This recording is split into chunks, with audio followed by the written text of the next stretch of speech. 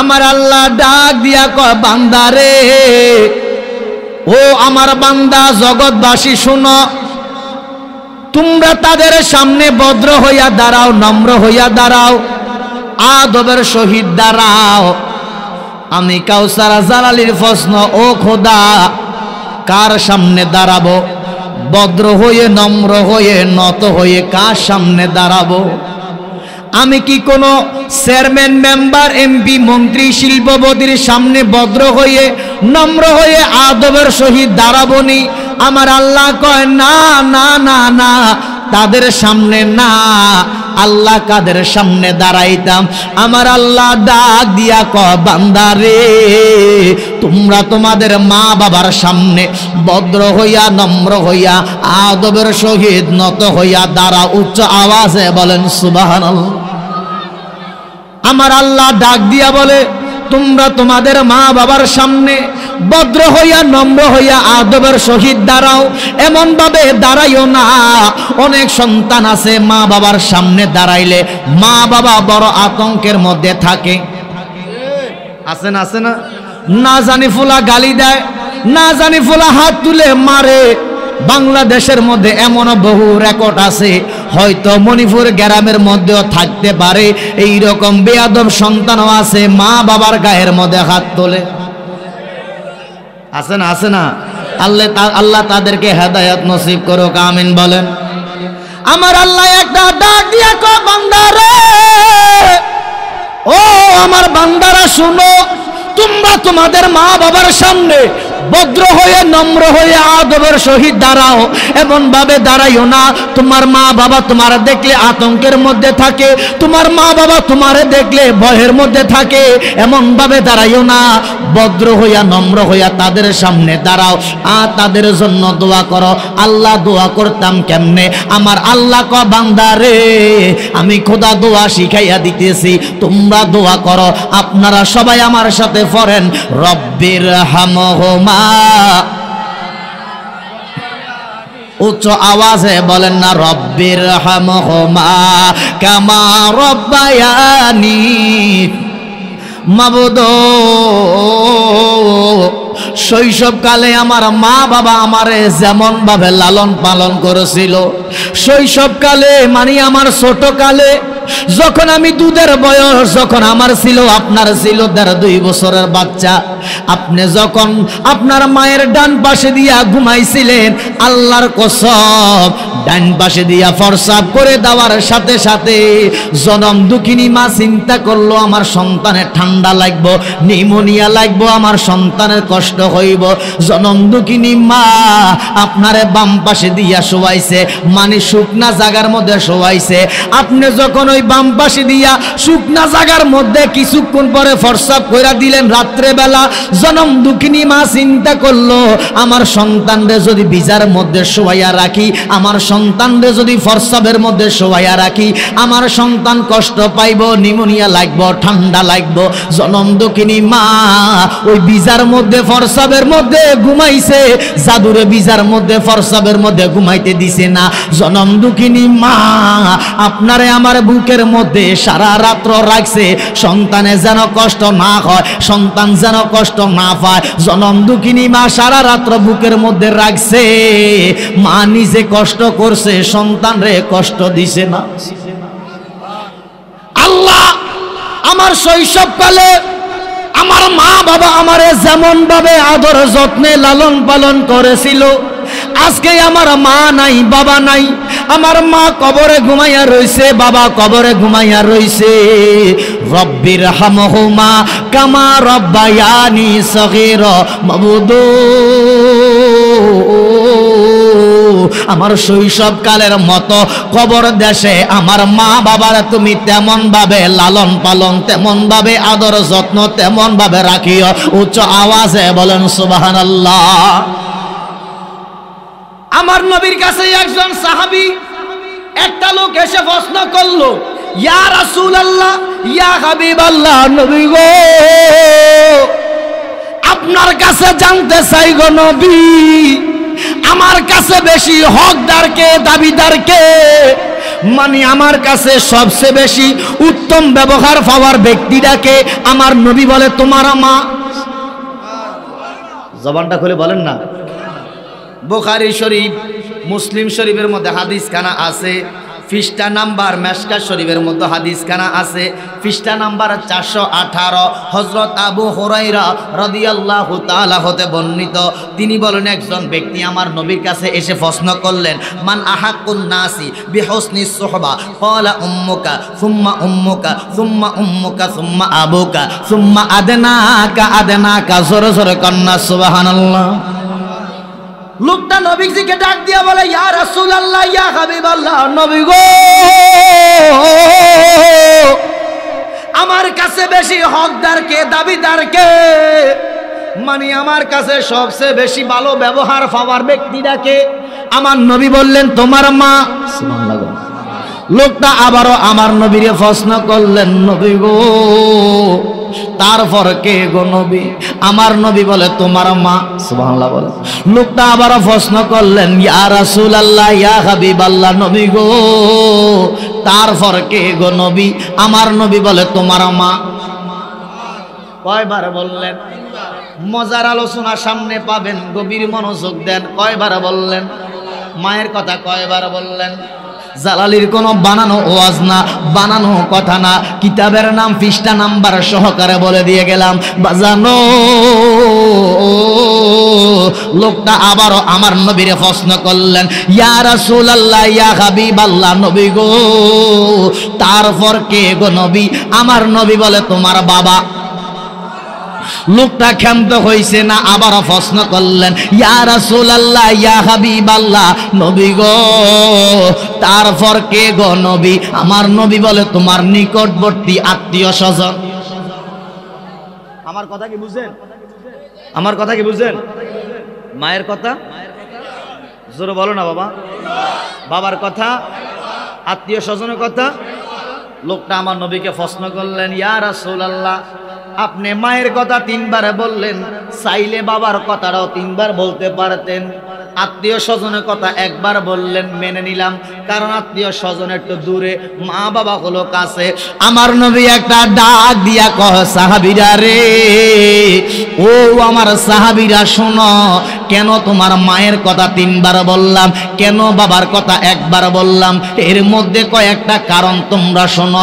তোমার মা তোমার জন্য যেই ত্যাগগুলা স্বীকার করতে পারবে, তোমার বাবার দ্বারা সম্ভব না। তোমার মা তোমার 10 মাস 10 দিন গর্ভে ধারণ করব, তোমার বাবার দ্বারা সম্ভব না। তোমার জনম দুঃখিনী মা 2 বছর পর্যন্ত বুকের দুধ তোমারে পান করাবে, খাওয়াবে, যেটা তোমার বাবার দ্বারা সম্ভব না। বাবা চাইলে সন্তান রেখে চলে যাইতে পারে, মা চাইলে দুধের বাচ্চা রেখে যাইতে পারে না। কথা বলেন ঠিক কিনা? আপনার আমার মা যখন আপনি আমি ছোট ছিলাম, দুধের বাচ্চা যখন ছিলাম, মায়ের কোলের মধ্যে যখন থাকতাম, আমার মা আপনার মা আপনারে আমারে কোলের মধ্যে লইয়া একটা দাবাতের মধ্যে গেলেন, একটা অনুষ্ঠানের মধ্যে গেলেন। যখন সবাই একসাথে বইছে খাবার মুখে দিবে, খাবার খাইবে, ভিআইপি খাবার, এমন টাইমে মায়ের কোলের মধ্যে থাইকা আপনি যে প্রস্রাব কইরা দিছেন, পায়খানা কইরা দিছেন, সাথে যত মানুষ ছিল, মানে খাবার যারা খাইব, অন্যান্য মহিলারা, আপনার আমার ওই প্রস্রাব পায়খানার কারণে তারা সাথে সাথে নাকের মধ্যে এইভাবে রুমাল দিয়া দিছে, গন্ধ কয়। কথা বলেন, কথা বলেন। জনম দুঃখিনী মা নাকের মধ্যে কাপড় দিতে পারে নাই, কারণ যার সন্তান তার কাছে মায়া লাগে, অন্যের কাছে মায়া লাগে না। এরে বাজান, জনম দুঃখিনী মা ওই বিএফি খাবারটা আর মুখে দিতে পারলেন না। জনম দুঃখিনী মা খাবার রেখে খাবার টেবিল থেকে কিংবা খাবার জায়গা থেকে উঠে আপনাকে আমাকে নিয়ে পরিষ্কার করাইয়া দিলেন। এবার জানতে চাই, ঘরের মধ্যে যখন খাবার খাইতে বসছেন, খাবারটা মাইকলেন, এমন টাইমে কোনো একজন ব্যক্তি খবর দিল, আরে বাবা ইমার্জেন্সি, তোমার মা অসুস্থ, হাসপাতালে যাইতে হবে, ইমার্জেন্সি কোনো কাজে যাইতে হইবে। আপনি যদি খাবারটা রেখে ওই টাইমে বিভিন্ন কাজে, জরুরি কাজে যদি চলে যান, জরুরি কাজ শেষ করার পর দিয়া ঘরের মধ্যে ওই খাবারটা, সেম খাবারটা আর খাইতে মনে চাইবে না, ইমেজ থাকবে না, রুচি থাকবে না। কথা বলেন। কিন্তু মা আপনারে আমারে লইয়া খাবার খাইতে পারে নাই, অন্য মহিলাদের খাবারের সমস্যা হবে, অন্য মানুষের খাবারের সমস্যা হবে। এর বাজান জনম দুঃখিনী মা ওই বিএফি খাবারটা রেখে দিয়ে খাবারের টেবিল ত্যাগ করিয়া যে চলে গেল। কেন চলে গেল? আপনার আমার কারণে। কারণ সাথের মানুষগুলা গন্ধ কইব, বিভিন্ন নাকের মধ্যে হাত তুলব, টিটকারি মস্কারি করব, বাচ্চার পেটের মধ্যে সমস্যা হইতে পারে, পেট ব্যথা হবে করে বিভিন্ন সমস্যা রোগ ব্যারাম দিতে পারে। এই কারণে জনম দুঃখিনী মা বাচ্চাকে নিয়ে খাবারের টেবিল ত্যাগ করলেন। এমন মা এমন বাবা যে আপনার জন্য আমার জন্য এত ত্যাগ স্বীকার করলো, অথচ এমন মা এমন বাবা ফুসকুনির পারে কিংবা আপনার রাস্তার পারে কিংবা মসজিদের পাশে যে অন্ধকার কবরে মাত্র 3.5 হাত মাটির নিচে যে কবরে শোয়াইয়া দিয়ে আসছে। বাজানো এমনও সন্তান আছে বছর একটা দিন মায়ের জন্য দোয়া করে না, বাবার জন্য দোয়া করে না, একটু খোঁজ নেয় না। এরে তোমার মা তোমার বাবা তোমার জন্য এত ত্যাগ স্বীকার করলো, এত কষ্ট করলো, তুমি যদি তোমার মায়ের জন্য বাবার জন্য একটু দোয়া করো রে, তোমার মা বাবার জন্য দোয়া করলে আল্লাহ রাব্বুল আলামিন ওই মা বাবার জন্য যে দোয়া করছো এর বৌদলতে তোমার জীবনের গুনাহটি মাফ কইরা দিবা। উচ্চ আওয়াজে বলেন সুবহানাল্লাহ। নবীজি আমার বলেন, ইমাম বাইহাকি শুআবুল ঈমান মিশকাত শরীফ পৃষ্ঠা নম্বর 154, وقال رسول الله صلى الله عليه وسلم من زار قبر أبويه أو أحدهما في كل جمعة غفر له وكتب بر رواه البيهقي। আমি ইরশাদ করেন ওই সন্তান ভদ্র সন্তান, ওই সন্তান মা বাবার বাধ্য সন্তান। কি সন্তান? জোরে বলেন না। ওই সন্তান মা বাবার বাধ্য সন্তান, ওই সন্তান ভালো সন্তান আল্লাহর দরবারে লিপিবদ্ধ করা হয়। নবী আমার ডাক দিয়া বলে, যেই সন্তান প্রতি শুক্রবার জুমার দিন মা বাবা উভয়ের যেই কোনো একজনের কবর জিয়ারত করলো, তাদের জন্য দোয়া করলো, আমার মদিনার কামলিওয়ালা নবী ঘোষণা দিতেছেন আল্লাহর দরবারে সে যে মা বাবার ভালো সন্তান ছিল, বাধ্য সন্তান ছিল, এটা আল্লাহর দরবারে লিপিবদ্ধ করা হয় এবং তার গুনাহটি আল্লাহ ক্ষমা করে দেয়। কোন সুবহানাল্লাহ। মা বাবার কথা মতো যে জন চলে না, মা বাবার কথা মতো যে জন চলে না, আল্লাহ রাসূলের দয়া তারা পাইব না। বলেন আল্লাহ রাসূলের দয়া তারা পাইব না। মা বাবার কথা মতো যে জন চলে না, মা বাবার কথা মতো যে জন চলে না, আল্লাহ রাসূলের দয়া তারা পাইব না। বলেন আল্লাহ রাসূলের দয়া। বাজান গভীর মনোযোগ। আল্লাহর একজন নবী মুসা আলাইহিস সালাম, নবীদের মধ্যে সবচেয়ে গরম নবী হলো মুসা কালিমুল্লাহ। নবীদের মধ্যে সবচেয়ে গরম নবী, সাহাবায়ে কেরামের মধ্যে সবচেয়ে গরম হলো হযরত ওমর। সুবহানাল্লাহ সুবহানাল্লাহ। মুসা আলাইহিস সালাম দৈনিক আমার আল্লাহর সাথে 1000 কথা বলে। আমার আল্লাহ মুসা নবীরে অনেক ভালোবাসে, মহাব্বত করে। সুবহানাল্লাহ। মুসা নবী কথা বলার জন্য তুর পর্বতে গেলেন। আমার আল্লাহ ডাক দিয়া কয়, মুসা রে, ও বন্ধু মুসা, আপনার সাথে একই জান্নাতে একজন গোশত কাটনেওয়ালা কসাই থাকবো। কে থাকবো? কসাই কারে কয়? যে গোশত কাটে বা গোশত কাটি না, যারা গোশত বানায় গোশত কাটে এদেরকে কি বলে? কসাই। আমার আল্লাহ একটা ডাক দিয়া কয়, মুসা রে, ও বন্ধু মুসা শুনো, তোমার সাথে একই জান্নাতে একজন গোশত কাটনেওয়ালা কসাই থাকবো। মুসা নবী আশ্চর্য হইয়া গেল, আর আল্লাহরে ডাক দিয়া বলে, আল্লাহ দুনিয়ার মধ্যে এত বিএফি মানুষ থাকতে, এত আল্লাহওয়ালা থাকতে, এত ফার্স্ট ক্লাসের মানুষ থাকতে কেন একজন কসাই আমার সাথে একই জান্নাতে থাকবে? আমার আল্লাহ একটা ডাক দিয়া ক, বন্ধু আমি খোদা যাহা জানি আপনি বন্ধু মুসা তাহা জানেন না। আমার আল্লাহ ডাক দিয়া কয় মুসা রে আর প্রশ্ন করিও না, যাও যাও চলিয়া যাও, ওই বাজারের মধ্যে যাও, ওই কসাইরে ফলো করো। কসাইরে কেন? আমি খোদা জান্নাতি বলে ঘোষণা দিলাম, আর তোমার সাথে রাখবো জান্নাতে। কেন বললাম? আমি খোদার এই কথার পিছনে কারণ আছে, কারণটা নিজের চোখে দেখে আসো, হাকিকতটা নিজের চোখে দেখে আসো। ও মাওলা তোমার কুদরতের শান, তোমার মহিমা বোঝা, তোমার হিকমত বোঝা, হেন শক্তিকার দয়াল মাওলা রে। ও মাওলা তোমার কুদরতের শান, তোমার মহিমা বোঝা, তোমার হিকমত বোঝা, হেন শক্তিকার দয়াল মাওলা রে। মুসা নবী চলে গেল, ওই বাজারের মধ্যে চলে গেল, যাইয়া আগুসা দিয়া দাঁড়াইয়া দাঁড়াইয়া গোস্ত কাটনেওয়ালা কসাইরে ফলো করতেছে, আর কসাইরে দেখতেছে, দেখি কসাই কি করে। মুসা আলাইহিস সালাম, আল্লাহর নবী মুসা নবী দূর থেকে লক্ষ্য করিয়া দেখে রে, গোস্ত কাটনেওয়ালা কসাই গোস্ত কাইটা, গোস্তর যেই জায়গাটা নরম কাপড় ফেসাইয়া নিজের পকেটের মধ্যে ঢুকাইয়া ফালাইছে। আরো জোরে, আরো জোরে। মুসা নবী আশ্চর্য হয়ে গেল, কসাই কেন গোস্তের নরম টুকরাটা, নরম জায়গাটা নিজের পকেটের মধ্যে ঢুকাইলো? গোস্ত কাটনেওয়ালা কসাই বাকি গোস্তগুলা বিক্রি করতেছে আর বিক্রি করতেছে। এক পর্যায়ে সমস্ত গোস্ত বিক্রি শেষ হইয়া গেল, সন্ধ্যা হইয়া গেল। গোস্ত কাটনেওয়ালা কসাই সব কিছু গুছাইয়া নিজের বাড়ির উদ্দেশ্যে রওনা হলো। মুসা আলাইহিস সালাম তার পিছনে পিছনে রওনা হলো। গোস্ত কাটনেওয়ালা কসাই জানে না তার পিছনে কোনো একজন ব্যক্তি আছে, গোস্ত কাটনেওয়ালা কসাই জানে না কোনো একজন ব্যক্তি তারে ফলো করে, তার লক্ষ্য করে। গোস্ত কাটনেওয়ালা কসাই জানে না মুসা আলাইহিস সালাম তার পিছনে পিছনে যাইতেছে। আল্লাহু আকবার বলেন। মুসা নবী গোস্ত কাটনেওয়ালা কসাই পিছনে পিছনে যাইতেছে। গোস্ত কাটনেওয়ালা কসাই যখন বাড়ির মধ্যে আসলো, ঘরের ভিতরে প্রবেশ করলো, দরজা আটকাইয়া দিল। মুসা আলাইহিস সালাম আর ভিতরে ঢুকতে পারলেন না। মুসা নবী ভিতরে ঢুকতে পারলেন না, টেনশনের মধ্যে পড়ে গেল।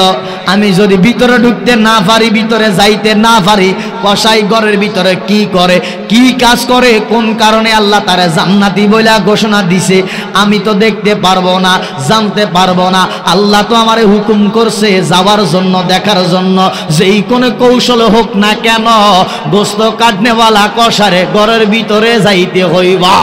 আল্লাহু আকবার। কসাই গোস্ত কাটনেওয়ালা কসাই যখন ভিতরে প্রবেশ করলো, মুসা আলাইহিস সালাম ঘরের দরজার মধ্যে টোকা দিলেন।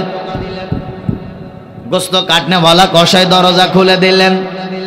কসাই ডাক দিয়ে বলে, কে আপনি? কসাই মুসা নবীরে চিনে না, কারণ জীবনে মুসা নবীরে দেখে নাই। বললেন, কে আপনি? মুসা নবী একটা ডাক দিয়া কসাই রে, ও গোস্ত কাটনেওয়ালা কসাই, আমি একজন মুসাফির মানুষ, রাত্র হয়ে গেল, সন্ধ্যা হয়ে গেল, বাড়ির মধ্যে তো যাইতে পারবো না। তোমার ঘরের মধ্যে যদি থাকার জায়গা থাকে একটু জায়গা দিবানি, রাত্রটা থেকে সকালবেলা আমি চলে যাব। আরো জোরে কন্যা সুবহানাল্লাহ। গোস্ত কাটনেওয়ালা কসাই ডাক দিয়া মুসাফির মানুষ, চিন্তা করবেন না, টেনশন করবেন না, বিপদে পড়ছেন, চিন্তা করবেন না। আমার পুরা বাড়িটা খালি, আমার বাড়ির মধ্যে কেউ নাই, আমি একা, আমার একজন মা আছে আর কেউ নাই। আসেন না, ভিতরে আসেন। মুসা আলাইহিস সালাম ভিতরে প্রবেশ করলেন। গোস্ত কাটনেওয়ালা কসাই মুসা নবীর একটা ঘরের মধ্যে, একটা রুমের মধ্যে নিয়ে বললেন, হুজুর আপনি একটু আরাম করেন, কোনো কিছু লাগলে আমারে বলবেন, আমার একটা কাজ আছে, আমি আমার কাজটা শেষ করে আবার আপনার কাছে আসব। ওই গোস্ত কাটনেওয়ালা কসাই মুসা নবীরে আরাম করার জন্য একটা রুম দিলেন।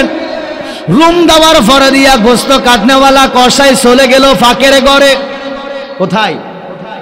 রান্নাঘরে চলে গেল, পাকের ঘরে চলে গেল, গিয়ে একটা বটি বলেন দাও বলেন বাহির করলো।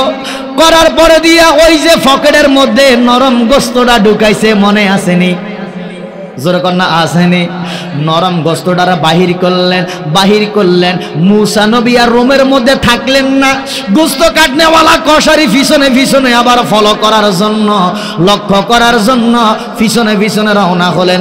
আগুসা দিয়া দাঁড়াইয়া দেখতেছে গোস্ত কাটনেওয়ালা কসাই নরম গোস্তটা পকেটের মধ্যে যে ঢুকাইছে, বাহির করিয়া বটনি বলেন দাও বলেন ছোট ছোট করে এমন ভাবে টুকরা করতেছে, বর্ণনা করতেছে ওই গোস্ত কাটনেওয়ালা কসাই এত ছোট টুকরা করার উদ্দেশ্য হলো যাদের দাঁত নাই তারা যেন গিলে গিলে খাইতে পারে। মানে যাদের দাঁত নাই তারা যেন কষ্ট না হয়, গিলতে পারে, এত ছোট ছোট করে টুকরা করতেছে। মুসা নবী আশ্চর্য হয়ে গেল, কসাই এইগুলা কি করতেছে, কি কাজ করতেছে, গোস্তগুলারে এত ছোট ছোট করে টুকরা করে কেন রে? কসাই গোস্তগুলারে টুকরা করলো, সুন্দর করে ধুইলো, ধোয়ার পরে দিয়া রান্না করতেছে। রান্না করিয়া একটা ভান্ডের মধ্যে লইয়া যেই রুমের মধ্যে তার জনম দুঃখিনী মা ঘুমাইয়া রইছে ওই রুমের মধ্যে প্রবেশ করলেন। ওই গোস্ত কাটনেওয়ালা কসাই তার একজন মা আছে, বয়স্ক মা। ওই মা চোখে দেখে না, কানে শুনে না, হাঁটতে পারে না, চলতে পারে না, কথা বলতে পারে এমন ভাবে বলে শুধু সন্তান বুঝে। মাজুর অসুস্থ, যেখানে খায় ওইখানে পরসা পায়খানা করে। ওই গোস্ত কাটনেওয়ালা কসাই সকালবেলা দোকানে যাবার আগে দিয়া জনম দুঃখিনী মায়ের পরসা পায়খানাগুলা পরিষ্কার করাইয়া খাবার খাওয়াইয়া দোকানের মধ্যে যায়। দোকানদারি শেষ করিয়া বাড়ির মধ্যে আসিয়া সর্বপ্রথম নিজে আগে খাবার মুখে দেয় না, জনম দুঃখিনী মায়ের পরসা করা কাপড়, পায়খানা করা কাপড় ওইগুলা পরিষ্কার করিয়া দেয় এবং রান্না করিয়া আগে নিজের মায়ের মুখের মধ্যে দেয়। আগে মারে খাওয়ায়, তারপরে নিজে খায়। কন্যা সুবহানাল্লাহ। মা তুমি আমার আগে যেও না গো মোরে, মা তুমি আমার আগে যেও না গো মোরে, আমি কেমন করে দিব মাটি তোমারে কবরে, মা তুমি আমার আগে যেও না গো মোরে, মা তুমি আমার আগে যেও না গো মোরে। জোরে কান আল্লাহু আকবার। ওই গোস্ত কাটনেওয়ালা কসাই গোস্তটা রান্না করিয়া মায়ের রুমের মধ্যে প্রবেশ করলো। মা ডাক দিয়া কয় বাবা আসছনি, ও বাবা আসো, মারে খাবার খাওয়াও। বলতে পারেন হুজুর আপনি না বললেন মা তো কানে শুনে না, হুজুর আপনি না বললেন মা তো চোখে দেখে না, মা হাঁটতে পারে না, চলতে পারে না, মাজুর অসুস্থ।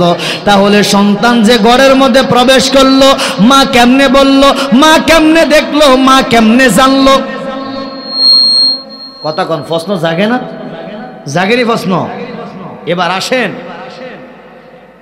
এই মণিপুর গ্রামের মধ্যে একটা যুবক চাকরি করা, ঢাকা, এরকম নাই? আছে আছে। হঠাৎ করে ঢাকার জমিনে লোকটা অ্যাক্সিডেন্ট হলো, একটা দুর্ঘটনা শিকার হলো। আল্লাহর কসম, আল্লাহি আল্লাহর কসম, দুনিয়ার পশু পাখি জানার আগে দিয়া, দুনিয়ার মানুষ জানার আগে দিয়া সন্তান অ্যাক্সিডেন্ট করছে, একটা দুর্ঘটনা হয়েছে রে। পশু পাখি জানার আগে দিয়া জনম দুঃখিনী মার কলিজার মধ্যে একটা মোড়া দিয়া দেয়। মা বুঝতে পারে হয়তো আমার জাদুর কোনো সমস্যা হয়েছে, কারণ মায়ের সাথে সন্তানের একটা সম্পর্ক আছে, মায়ের সাথে সন্তানের একটা কানেকশন আছে। সন্তান যদি বিদেশের মধ্যে একটা দুর্ঘটনা শিকার হয়, মা বাংলাদেশের মধ্যে আছে, পশু পাখি জানার আগে দিয়া, দুনিয়ার মানুষ খবর পাওয়ার আগে দিয়া, টেলিফোন আসার আগে দিয়া জনম দুঃখিনী মায়ের কিছুটা জানা হইয়া যায়, বুঝতে আর বাকি থাকে না তার সন্তানের কোনো একটা দুর্ঘটনা ঘটছে।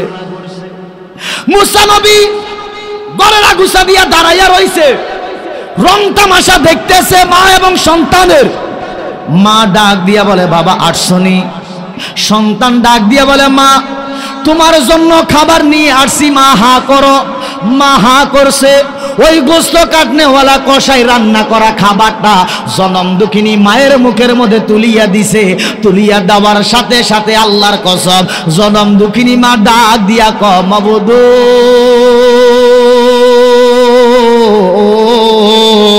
মাবুদ, আমার সন্তান নিজে না খাইয়া আমি মায়ের মুখের মধ্যে খাবার তুলিয়া দেয়, আমারে না খাওয়াইয়া আমার সন্তান খায় না।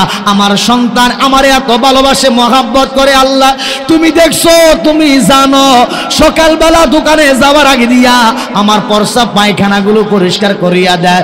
দোকান থেকে বেচা কিনা শেষ করিয়া রাত্রেবেলা ঘরের মধ্যে প্রবেশ করিয়া সর্বপ্রথম আমি মায়ের প্রস্রাব এবং পায়খানাগুলো পরিষ্কার করিয়া দেয়। রান্না করিয়া নিজে আগে মুখে না দিয়া আমার মুখের মধ্যে খাবার তুলিয়া দেয়। প্রতিদিন আমার সন্তান এইভাবে খেদমত করে, এইভাবে আমার জন্য কষ্ট করে। আমি আমার সন্তানের জন্য কি দোয়া করতাম, আমি আমার সন্তানরে কি দিতাম। মাবুদ তোমার কাছে দরখাস্ত করি, তোমার কাছে ফরিয়াদ করি, আমার সন্তানরে মুসা আলাইহিস সালাম, তোমার বন্ধু মুসা আলাইহিস সালামের সাথে একই জান্নাতে কবুল কইরা লও। মা দোয়া করলেন, আল্লাহ আমার সন্তানকে তোমার বন্ধু মুসা নবীর সাথে একই জান্নাতে কবুল কইরা লও। সুবহানাল্লাহ কন্যা। মুসা নবী আর বাহিরে থাকতে পারলেন না, চোখ দিয়া পানি ট্যাপ ট্যাপ করে ফুটতেছে, পানি ফুটতেছে। মাবুদ তুমি কেন গোস্ত কাটনেওয়ালা কষাই রে আমার সাথে জান্নাতে রাখছো?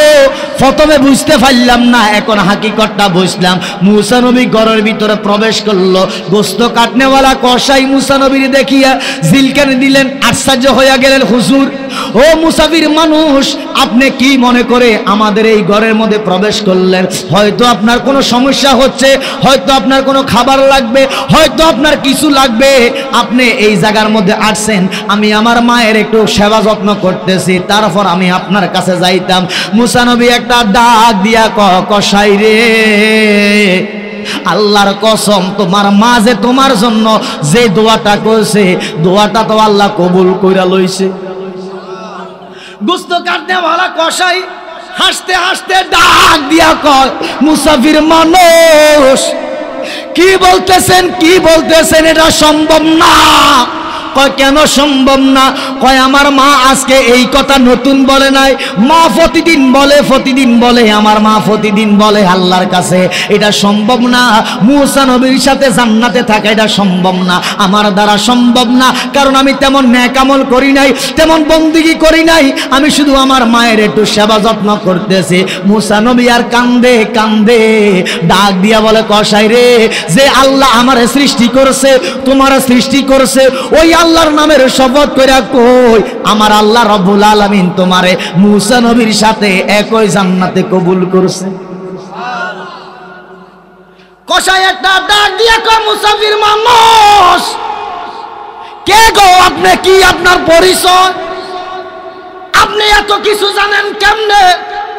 দয়া করে আপনার পরিচয়টা খুলে বলেন। মুসা নবী ডাক দিয়া বলে, কষাই রে, আমি দুনিয়ার কোনো মানুষ না, দুনিয়ার কোনো সাধারণ কোনো মানুষ আমি না। ও গোস্ত কাটনেওয়ালা কষাই, আমি আমার মাওলার সাথে কথা বলার জন্য তুরু পর্বতে গেলাম।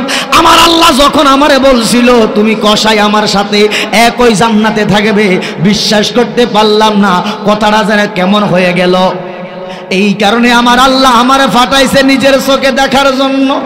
আমি মুসাফির সেজে তোমার ঘরের মধ্যে প্রবেশ করলাম থাকার জন্য না, খাবার খাওয়ার জন্য না, তুমি কি কাজ করো এই কাজগুলো দেখার জন্য। কষাই রে, আমি হইলাম সে মুসা আলাইহিস সালাম। কষাই মুসা নবীরে দেখা আশ্চর্য হয়ে গেল, ডাক দিয়া কয়, নবী গো, বিয়াদবি ক্ষমা করেন গো নবী, আমি তো আপনারা চিনতে পারি নাই, আপনার কোনো সেবা যত্ন করতে পারি নাই, হয়তো আপনি আমার প্রতি কোনো কষ্ট নিছেন, হয়তো আপনি আমার প্রতি কোনো রাগ হইয়া গেছেন। মুসা নবী ডাক দিয়া বলে, কষাই আমি রাগ হই নাই, গোসা করি নাই, তোমার এখানে সেবা যত্ন পাওয়ার জন্য আসি নাই। তুমি যে তোমার মায়ের এইভাবে সেবা যত্ন করতেছ, আর তোমার মা তোমার প্রতি যে খুশি, তোমার মা যে তোমার জন্য দোয়া করে রে, ও কষাই, দুনিয়া তোমার জন্য পার হইয়া গেল, পরকালটাও পার হইয়া গেল, কাল হাসর ময়দানে তুমি আমার সাথে একই জান্নাতে থাকবা। কারণ তোমার মায়ের দোয়া বিফলে যাইতে পারে না। যে মা চোখের পানি ফালাইয়া তোমার জন্য প্রতিদিন দোয়া করে, আমার আল্লাহ তো তোমার মায়ের দোয়া কবুল করে লইছে। কোন সুবহানাল্লাহ।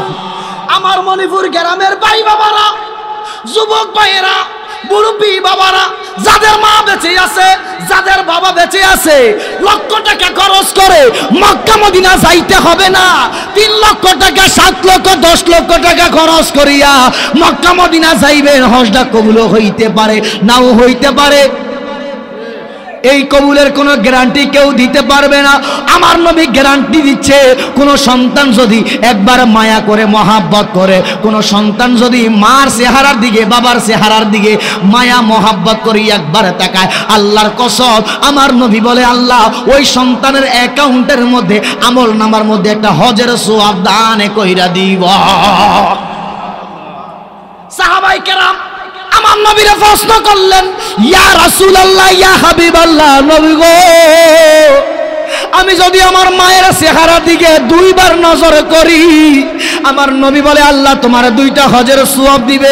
ইয়া রাসূলুল্লাহ, যদি 3 বার নজর করি, আমার নবী বলে 3টা হজের সওয়াব। ইয়া রাসূলুল্লাহ, যদি 4 বার নজর করি, আমার নবী বলে 4টা হজের সওয়াব। যদি 10 বার নজর করি, 10টা হজের সওয়াব। আমার নবী ডাক দিয়ে বলে, সাহাবীরা, তুমি যদি তোমার মা বাবার চেহারার দিকে মায়া করে, মহাব্বত করে, তুমি 100 বারও যদি নজর করো রে, আমার আল্লাহ তোমারে 100 কবুলিত হজের সওয়াব দান কইরা দিব।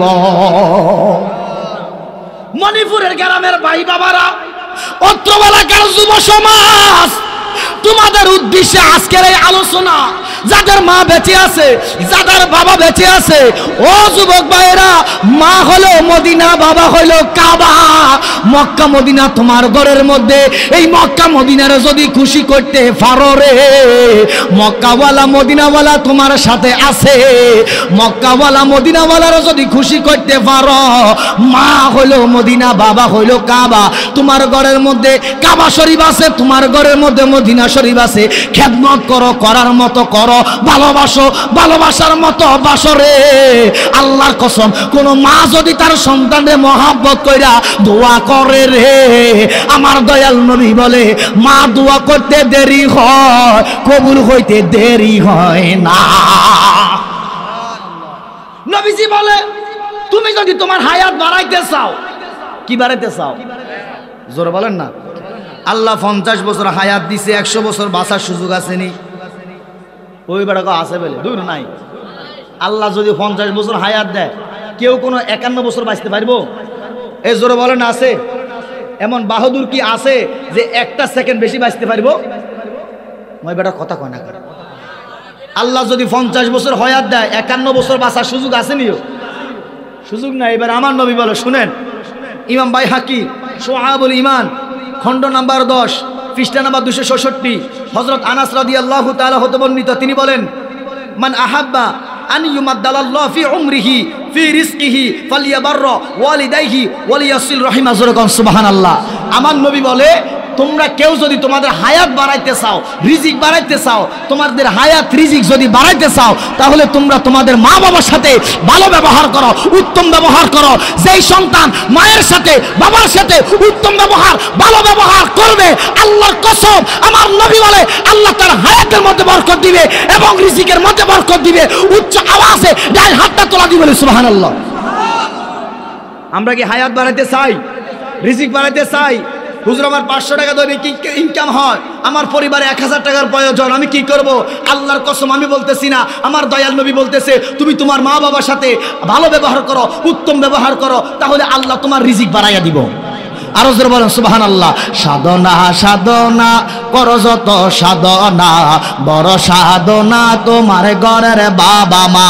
সাধনা সাধনা কর যত সাধনা, বড় সাধনা তোমার ঘরের বাবা মা।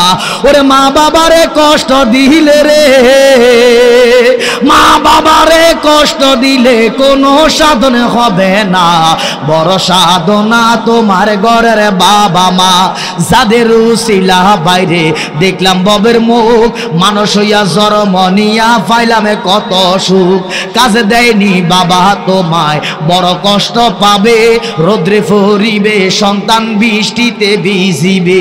তুমি যখন হবে বড় বুঝিবে অন্তরে, মা বাবা তোমার জন্য কত কষ্ট করে। ওরে বোনা সাধনা কর যত সাধনা, বড় সাধনা তোমার ঘরের বাবা মা। সাধনা সাধনা কর যত সাধনা, বড় সাধনা তোমার ঘরের বাবা মা। আল্লাহু আকবার বলেন। আল্লাহ যাদের মা বেঁচে আছে, বাবা বেঁচে আছে, তারা মা বাবার হায়াত বাড়াইয়া দাও, প্রাণ ভরে মা বাবার খেদমত করা তৌফিক দাও। আল্লাহ যাদের মা নাই বাবা নাই, আল্লাহ তাদের মা বাবার কবরগুলা জান্নাতের বাগান বানাইয়া দাও। উচ্চ আওয়াজে বলুন না আমিন, আরো জোরে বলেন আমিন। এই মাহফিলটা হওয়াতে খুশি না বেজার? উচ্চ আওয়াজে বলেন খুশি না বেজার? মাহফিলটা প্রতি বছর হোক, আমরা চাই কি চাই না? এটা আমার জন্মের আগে থেকে মাহফিল চলতেছে, ঠিক না? ঠিক না? মজাইয়া রে দিল মজাইয়া মুর্শিদ নিজে এর দেশে যায়। ও মুর্শিদ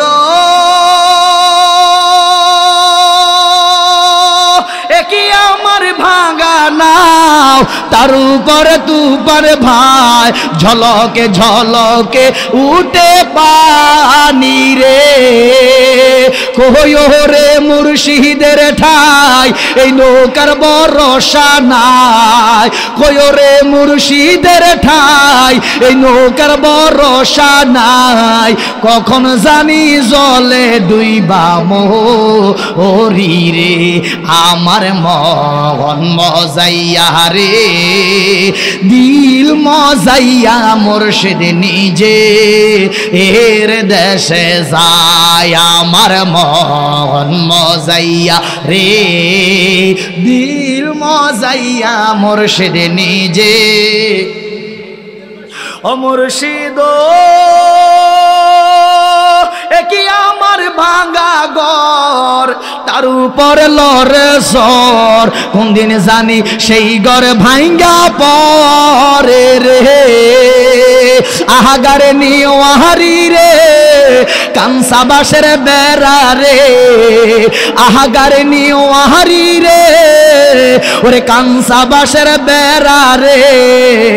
বাজার লটি আর নীল সো ও রায় রে, আমার মন মজাইয়া রে দিল মজাইয়া মুর্শিদ নিজে এর দেশে যায়। আমার মন মজাইয়া রে দিল মজাইয়া মুর্শিদ নিজে এর দেশে যায়। ও মুর্শিদ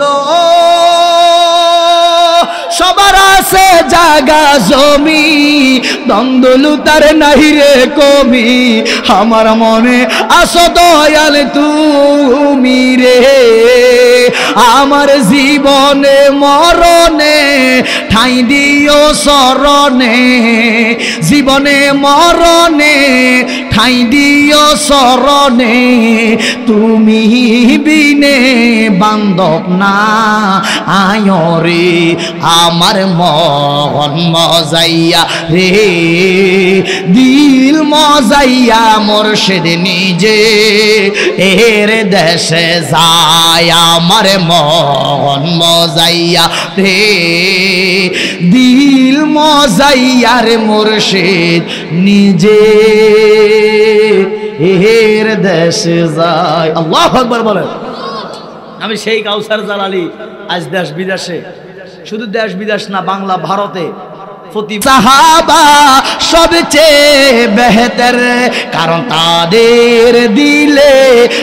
তাদের দিলে আল্লাহর পয়গম্বর। নারায়ে তাকবীর আল্লাহু আকবার, জোরে নারায়ে তাকবীর আল্লাহু আকবার। নারায়ে রিসালাত ইয়া রাসূলুল্লাহ, নারায়ে তাকবীর আল্লাহু আকবার। নারায়ে রিসালাত ইয়া রাসূলুল্লাহ, মারহাবা কন্না।